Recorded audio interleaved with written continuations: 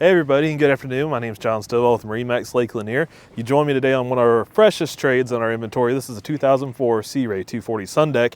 This boat is fantastic for the money, especially with a large bow, in-floor storage up in the bow with a table, step across the bow with a anchor well and a freshwater flush.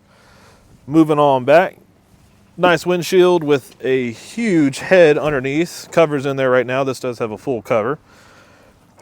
Storage galore with the huge in-floor storage underneath my feet. Mercury SmartCraft gauges, all the latest and greatest technology at the time for Sea Ray. Newer stereo with auxiliary. Freshwater sink behind Jen here. And storage underneath. Again, storage all the way around underneath all of these seats as well.